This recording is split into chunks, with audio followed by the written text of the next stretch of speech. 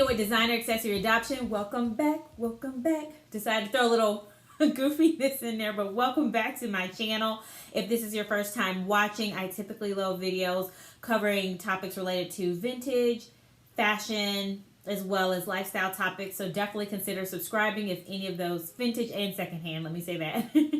Everything I talk about is not just vintage, but also is definitely secondhand. But if you're interested in any of those topics, definitely consider subscribing to my channel. And for my folks that have seen a previous video, thank you so much for sticking with me and watching another video.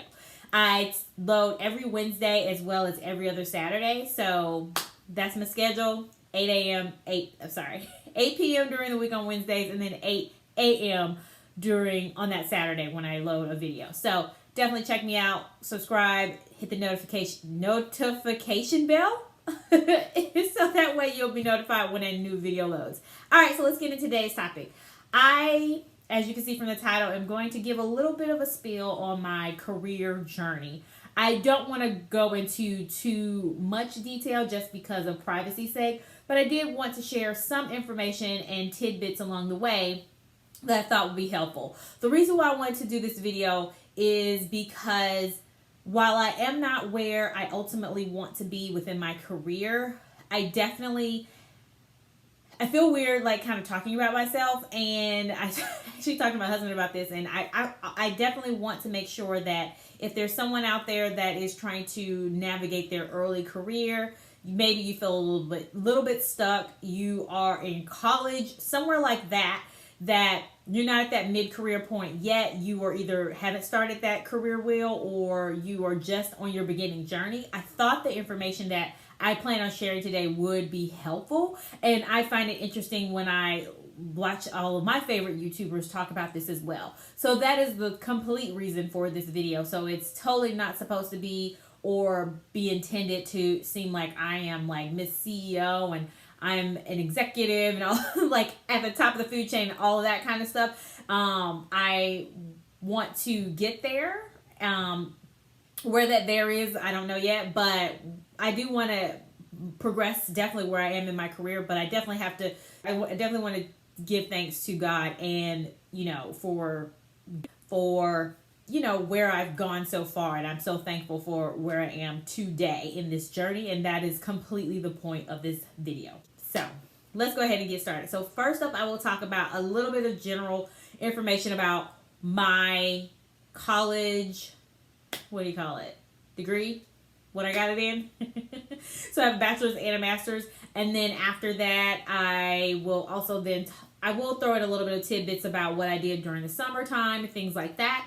And then moving on to my first kind of like job out of undergrad as well. I did have a real job while in undergrad, but I'll get to that in a second. And then also we'll talk about where my career is now and the steps that I've taken along the way that got me to the point that I am right now. All right, so first up is I am a lab rat, okay? So I have a science background. When I say I'm a lab rat, that's what I mean. So my actual undergrad degree is in biotechnology. I started off in chemistry and then switched over to biotechnology.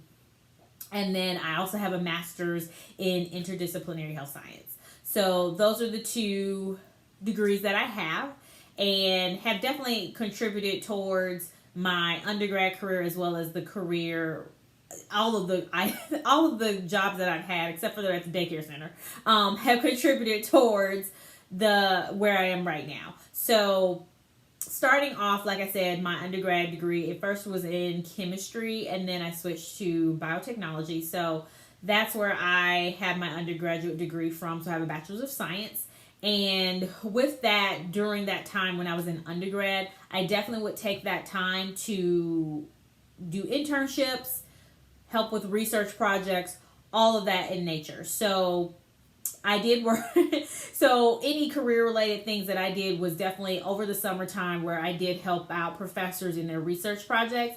And pretty much how I found them was I asked. There are a lot of science programs out there. And so you definitely, if you want to think about those early. So you want to start looking them up probably the summer before you want to actually apply. That way you have time to get the information together, figure out which ones that you want to apply to. But there are so many in the government sector, private sector, as well as through other colleges and universities. So definitely start looking at those things. And I would say even starting to look at those your freshman year, your sophomore year, I would say as early as your freshman year is great because it gives you time to prepare. Some of them you have to be a junior or a senior, so it takes you may not be there yet, obviously, if you're a freshman, but you know how you should be preparing. You know how your GPA should be. Also, you can determine kind of what that pathway is for you and which one is going to be the right ones to apply based off of what your career goals are. So those are definitely options to look at. And also looking outside of the traditional routes are great options too. So there are definitely, I don't remember the name of her channel, but I will throw it in the description down below so you can check it out. It'll also probably be on the screen down here somewhere too.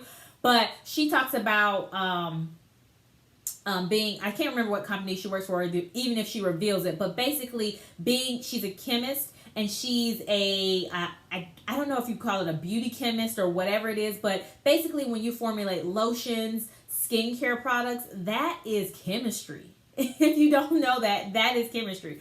And it takes definitely a science background to do that. So if you're interested in beauty, but you're also interested in science, think about how you can merge the two together like that to kind of expand your horizon.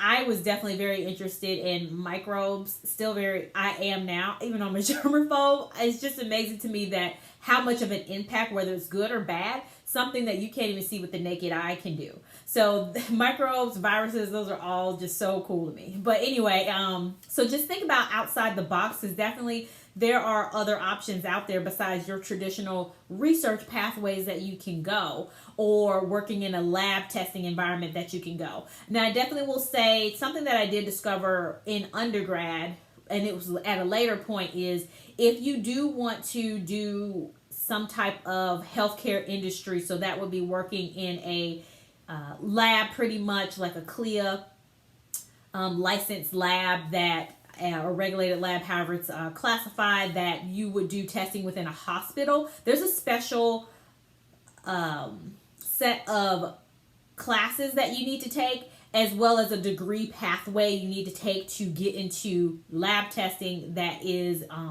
basically where you're qualified to pretty much take patient samples and provide back results so that the doctors, the nurses, whoever's getting those results can actually make their determination to recommend or prescribe medications, give that patient their treatment. So there are a special set of classes that you can take, and so you do need to look into that. So if that's something you're interested in, find that out earlier rather than later, so you don't have to wait till your sophomore year, your junior year, and you figure there's a statistics class you should have been taking, or some other set of classes, or another school that specializes in that program that you should have gone to instead of where you are today. So definitely those are things to think about. And the reason why it is not that's why I'm saying start in your freshman year. So that way you can start thinking about these things, thinking about the pathways. And even if you want to start in high school, that is good too. That's great, because then you can, even if you change your mind, you're exposing yourself to as much as possible. So definitely take that as a tidbit. Expose yourself to as much as possible. Don't think you have to follow this straight line path or whether the typical traditional jobs are. Look outside the box, mix in your interest into kind of that pathway that you want to take for yourself. All right, so moving on. This is not planned. What I decided to talk about is not planned. Like, I had bullets, but that's it. So try not to ramble, but give some information and tips at the same time. So I hope that I am doing that. All right, so moving on to, like I mentioned, I do have an undergrad degree. I talked about my undergrad degree, sorry. Then also with that, I graduated from college with my bachelor's and did do a master's program. So I did want to talk about that a little bit. Either between undergrad all the way to graduate school, I still did research. I also worked at a food testing company in the year between me graduating from my undergrad, and then also the going to graduate school. So I still stayed along the same pathway. And a lot of times the way that I got the exposure is I asked and also looked around. So I asked professors if they were doing any research work. That's how I got actually one of my summer research jobs. Is I just asked one of my professors whether they were doing research and whether I could help out. I asked in a kind of a class or a field that I was interested in. So definitely ask your professors. Don't wait until the day before summer starts to do that. You got to start early. So definitely have those conversations. A lot of professors do get research grant money, and they need people to help them with their research projects. And so I was able to get paid some summers for that. I also did have a job in undergrad where I worked for another food testing company as well. And that was more like if I wanted to graduate and stay within that job, I could kind of forward my career with that if I wanted to. So it was one of those types of jobs as well. But definitely make sure you ask. Like I said, professors are a source. Your other classmates are a source. Definitely get on the internet, start searching programs, looking at schools, just looking at fields and everything, just starting from one little thing and then growing it and seeing what key information is going to lead you towards, as well as your interest is really where you want to go. Sometimes you may not get paid. So I would say most of the time when I did do research work or some type of summer program or something like that, it was paid. But I did have actually where I worked, I want to say it's probably like 3 or 4 months, where it was one of, I was actually in undergrad still, and I found a lab that was just like a really startup lab, and I asked if I could just help. So I worked my other job to pay a little bit of the bills while I was doing this item for free, and then I came in every day on a schedule and did some research. So, and I just pretty much was like a helping hand. So I did whatever research the person that was over the lab actually asked me to do. And so that was just simply by, really, I think I found them on Craigslist, which sounds weird. But a lot of my jobs actually I did find on Craigslist for whatever reason. But anyway, they were legitimate. But definitely just ask, search, look for unconventional places to find work, and be willing to also work for free if you can. And like I said, what I did was I worked another job so that way I wasn't completely void of money and income, and then also did that on the side. So I think I probably worked like maybe 5 hours a week, 5-6 hours, no more than 10, with the job where it was just internship or kind of volunteer work, internship or whatever you want to call it.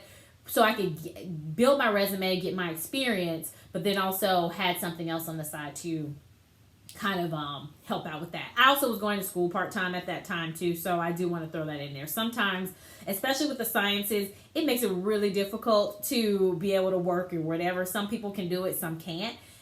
You have to do what works for your abilities. So the same thing that works for Susie down the street may not work for Joey down the block. Just to throw that out there. All right, so moving on past that, as I tried to do initially, going to graduate school, I did not work during graduate school, but I did the last year, actually semester, I did a research project. And how I found out about that research project, actually, I just asked around.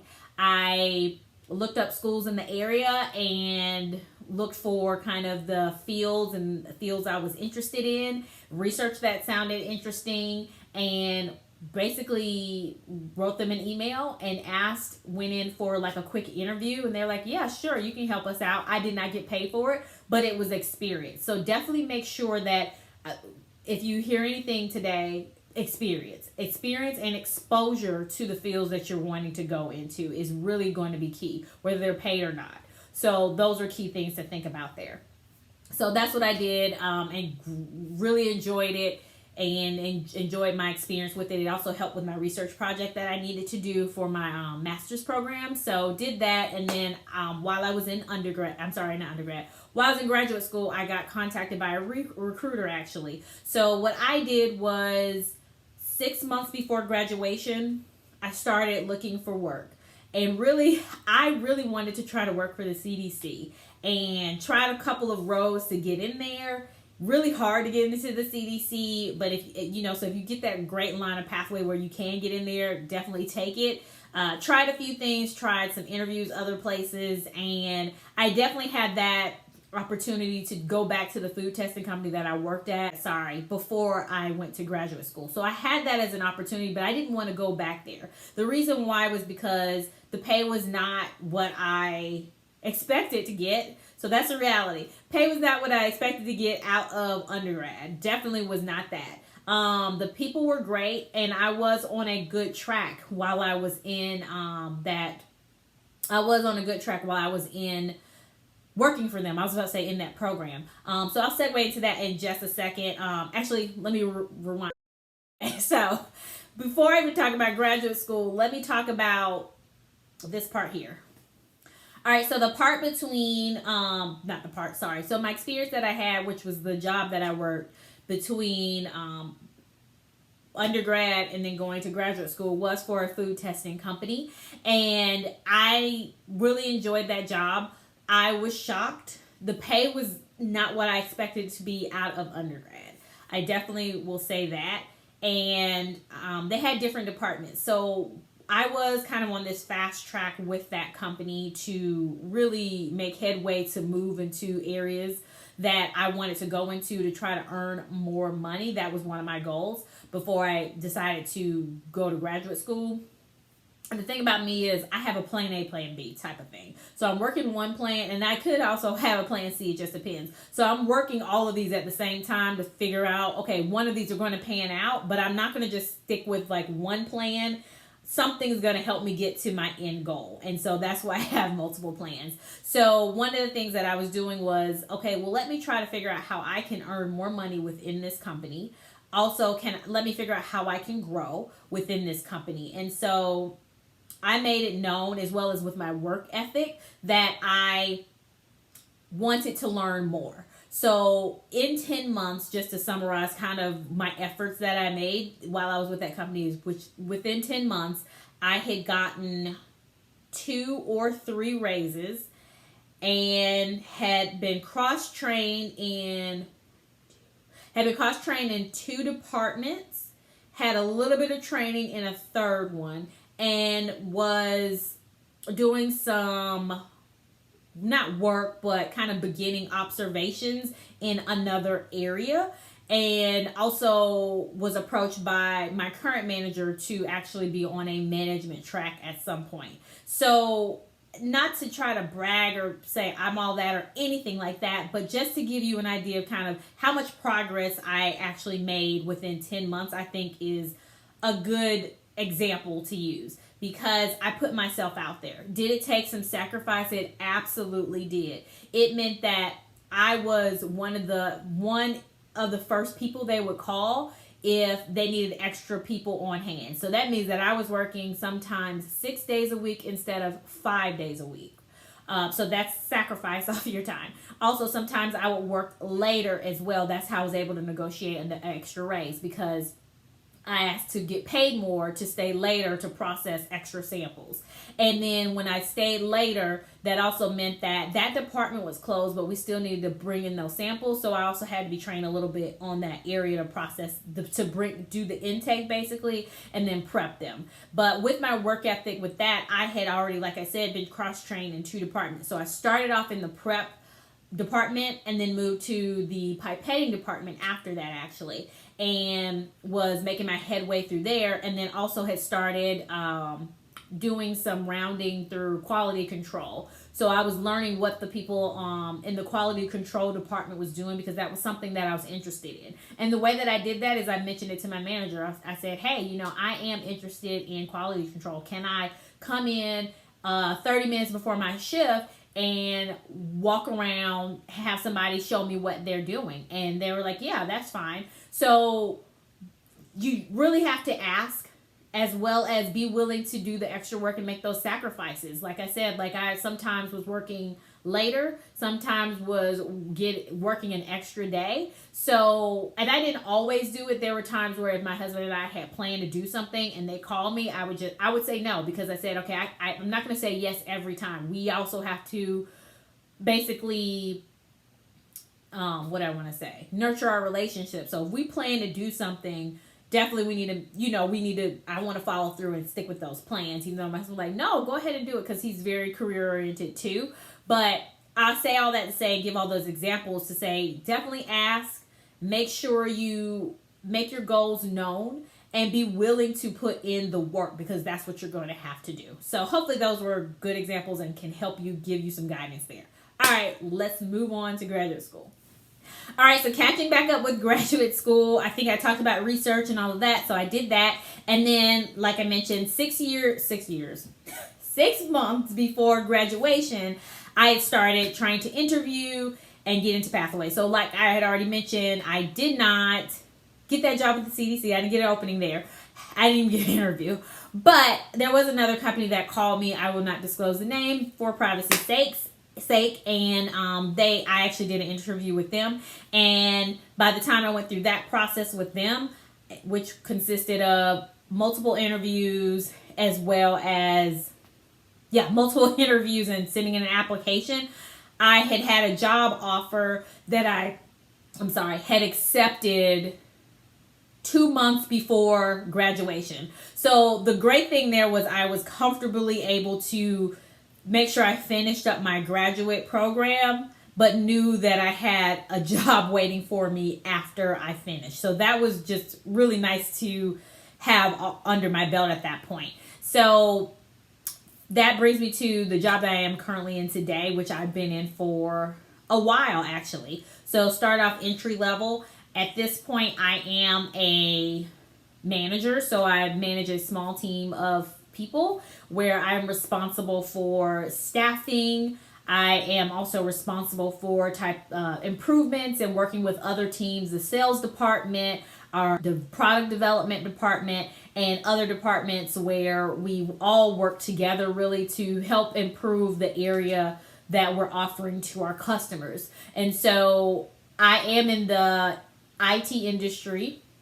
And when I say IT industry, that could cover a whole host of different areas, but that's as much as I'm willing to disclose at this point. So I am in the IT industry and have been for a while, and I do enjoy my job. And so part of my job actually is a lot of meetings and doing a lot of computer work, which I think is what a lot of people do. So that's as much detail I want to get in with that.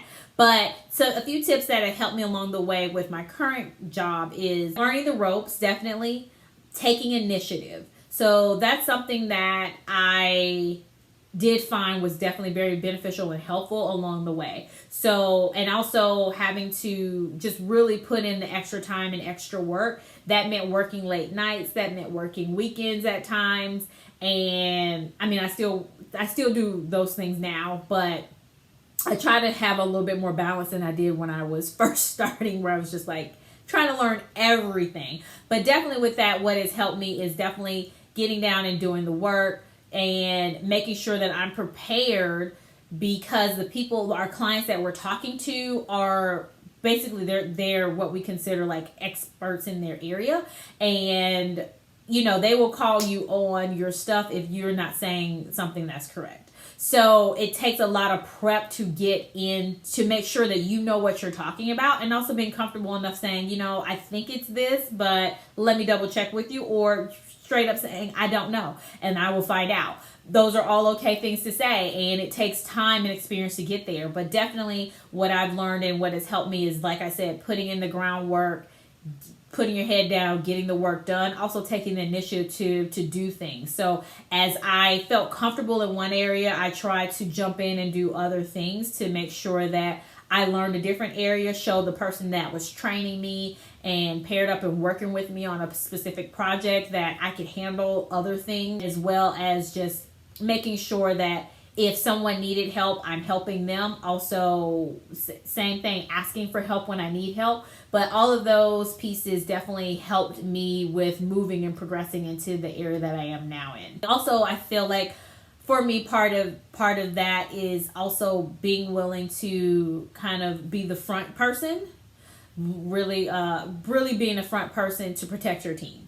as much as you possibly can. And then also being willing to have those hard conversations. That's one of the things that I do not like to do, but you have to do it, and being able to do it in a way where you are not belittling the person that you're speaking with, but you want to make sure that they know, hey, this was not that great, and here's how you can make it better, is what's ultimately going to help that person grow. And sometimes that meant that I was taking the blame for something, and then behind the scenes I'm like, hey, so this went wrong here.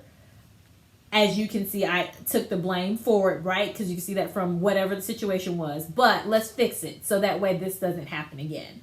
So all of those things have helped me throughout the career that I am in now. So hopefully that information was helpful to you. Definitely, it is not too early to start. It is not too early to put your hand up and say, I want to help, I want to do this. But definitely make sure you have some follow through and actually know kind of where you want to go. So I didn't haphazardly have things happen to me. I tried to plan, work with people that, like you just kind of strategically place yourself and try to make sure that you're doing a good job. So that way you end up having a good reputation. And all of those things are absolutely helpful. And actually being willing to get down and do the work and also get the experience is going to be key. So let me know if you have any questions. Throw those in the comments below. Hopefully this is a helpful video for those of you who are kind of early in your career, haven't started your career, and we'll give you some tips to help you move along the way and move along the ranks for wherever you decide to be, whether that's work for yourself or work for another company. So thanks again for watching, and we will talk again soon.